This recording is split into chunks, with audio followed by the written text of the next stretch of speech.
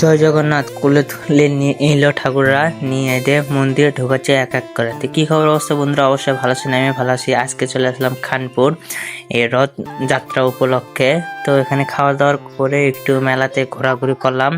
তো আর এখানকার মন্দিরগুলো, খানপুরের মন্দিরগুলো দেখাচ্ছি কি কি সুন্দর সুন্দর। তারপরে এইদিকে দেখেন এই সাইডে রথের প্রস্তুতি নেওয়া হচ্ছে, রথযাত্রা তৈরি করছেন। এখানে আমি আর আমার ছোট মামা নীরব মামা রথ টানার জন্য প্রস্তুতি নিচ্ছি। আর ইতিমধ্যে এই দুইটোই শব্দ হয়ে গেছে আর রথযাত্রা শুরু হয়ে গেছে।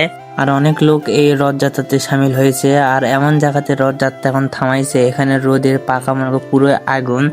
তো করতে করতে অনেকখানি এখন চেয়ার মধ্যে দাঁড়াইছি, দাঁড়ানোর পর কিছু টুকটাক কাজ করলো।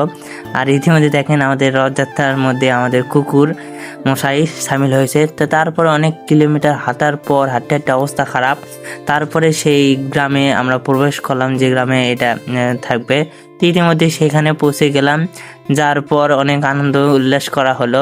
তো তারপর আস্তে আস্তে গন্তব্যস্থানে আমাদের সেই জগন্নাথ ঠাকুরকে নিয়ে আসা হলো। অনেক লোকজন ছেড়ে সাবধানে জিনিসপত্র নিচ্ছে জগন্নাথ ঠাকুর।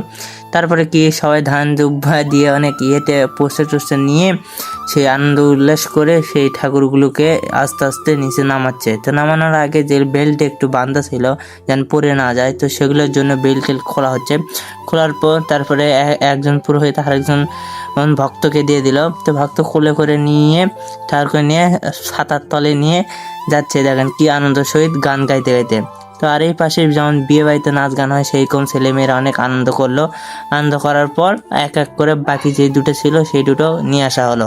তো ওগুলো নিয়ে আসার পর একটু বেড়ানোর পরে আর সেই রথযাত্রা এখন ফাঁকা হয়ে গেল। সেই রথ যেখানে করে জগন্নাথ ঠাকুর নিয়ে আসলো। তো তারপর আমরা বাড়িতে চলে আসলাম। তো আজকের ভিডিও এ পর্যন্ত।